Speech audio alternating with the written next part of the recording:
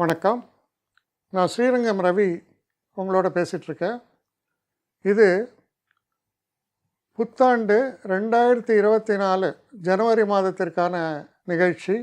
எனது உலகங்கணிந்த 2024 வருஷத்துக்கான ஒரு வாழ்த்துக்களை உங்களுக்கு முதல்ல தெரிவிச்சுக்கிறேன்.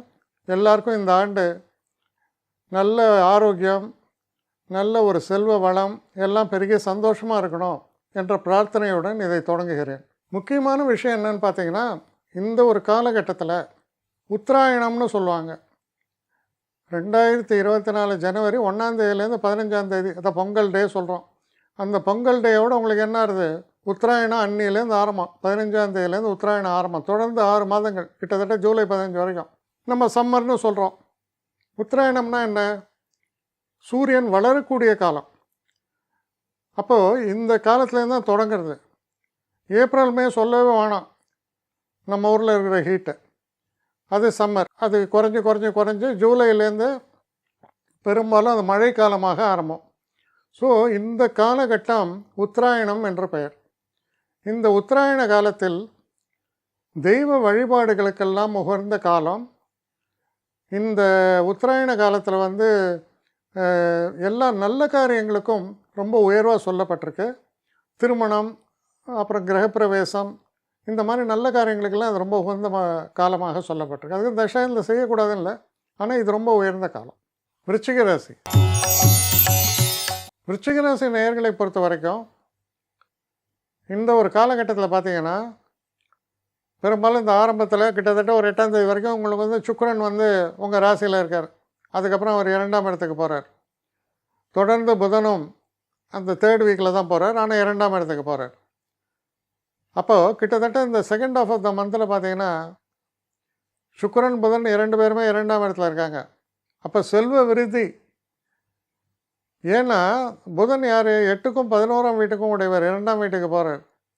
அப்போ இந்த ஒரு காலகட்டத்தில் கண்டிப்பாக உங்களோட இன்கம் லெவலுங்கிறது இன்க்ரீஸ் ஆகும். உங்கள் மதிப்பு உயரும். உங்களுடைய செயல்பாடு, பேச்சு திறமை இதெல்லாம் பளிச்சிடும். படிக்கக்கூடிய மாணவர்கள்லாம் மெரிட்டோரியஸாக இருப்பாங்க. பிரமாதமாக அவங்க டிசர்விங் சீட்டு, அவங்க எது வேணுமோ அது கிடைக்கும். இந்த ஒரு காலகட்டத்தில் சரி வெளிநாட்டுக்கு போகணும்னு நினச்சவங்களே வெளிநாடு பயணம்லாம் ஏற்படும். தொழிலை பொறுத்த வரைக்கும் பார்த்திங்கன்னா கொஞ்சம் இம்சையை உண்டு தொழிலில். 4ஆம் இடத்துல இருக்கிற சனி என்ன பண்ணுவார், 6ஐயும் 10ஐயும் பார்த்துட்டு இருக்கார். 6ன்னா உங்களுடைய காம்படிஷன் பிரச்சனை, ஹெல்த்து. ஆனால் 6ஆம் இடத்துல குரு அதை ஓரளவுக்கு தடை செய்கிறார். 6ஆம் இடத்துல இருக்கக்கூடிய குரு 10ஆம் வீட்டை அவர் பார்க்குறார். அப்போ வேலை பார்க்குற இடத்துல என்ன, ஏதாவது மாற்றி மாற்றி இம்சை இருந்துட்டு தான் இருக்கும். அப்போ அங்கே கொஞ்சம் கேர்ஃபுல்லாக இருங்க. அப்போ வாக்கு சாதுரியம், அதை எப்படி சமாளிக்கிறதுங்கிறதுக்கான ரிசல்ட் எது சொல்கிறது, வாக்கு சாதுரியம்.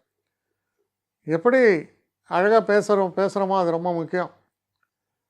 அதனால் பெரிய ஒரு டிசாஸ்டர்லாம் வர மாதிரியெல்லாம் எதுவும் இல்லை.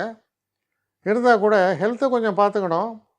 வேலையில் வரக்கூடிய ஒரு தொல்லைகளை சமாளிக்கக்கூடிய ஒரு என்ன சொல்லலாம், அது ஒரு நேக் சொல்லுவாங்க. அந்த நேக் வேணும் வேலையில் பிரச்சனைகளை சமாளிக்க.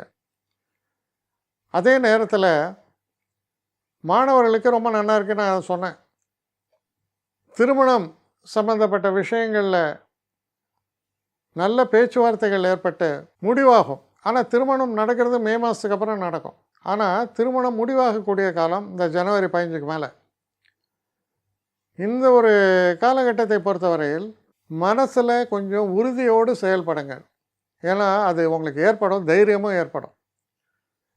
சூரியன் அந்த தை மாதம்னால உங்களுக்கு 3ஆம் வீடு மகர ராசிக்குள்ளே இருக்கார். அதனால் மனோதைரியம் என்பது மிகும். அதனால் பார்த்திங்கன்னா ப்ளஸ்ஸும் இருக்குது, மைனஸும் இருக்குது. ஆனால் டெஃபினட்டாக ப்ளஸ் அதிகம். நான் என்ன சொல்லுவேன், 60-40 தான் சொல்லுவேன் மைனஸ் அப்படிங்கிறது. ஸோ உங்களுடைய அந்த ஒரு கேர்ஃபுல்லாக இருக்க வேண்டிய இடம் என்னன்னா, நம்ம ஹெல்த்தும் வேலையும் எல்லாம் கொஞ்சம் கேர்ஃபுல்லாக இருந்தால் போகிறோம். மற்ற விஷயங்கள் உங்களுக்கு சாதகமாகத்தான் இருக்கும். குடும்பச் சூழல் மிக இனிமையாகவே இருக்கும் உங்களை பொறுத்தவரை. நிறைய பேர் என்னை எப்படி காண்டாக்ட் பண்ணுறதுன்னு கேட்குறாங்க. ஸ்ரீரங்கம் ரவி 1ன்னா ONE போடக்கூடாது, ஸ்ரீரங்கம் ரவி 1ஆம் number. So Srirangam Ravi 1@gmail.com. இந்த அட்ரஸ்க்கு எனக்கு என்ன மெயில் அனுப்பணுமோ உங்களுடைய குவேரிஸ் அனுப்புங்க.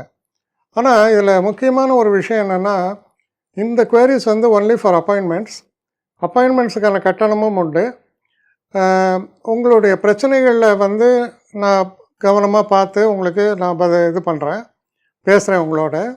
ஆனால் எல்லாமே டெலிஃபோன் மூலமான ஒரு டிஸ்கஷன்ஸாக தான் இருக்கும். ஆனால் இதில் முக்கியமான ஒரு விஷயம், அவசியம் உள்ளவர்கள் மட்டும் இதை உபயோகப்படுத்திங்க. வணக்கம்.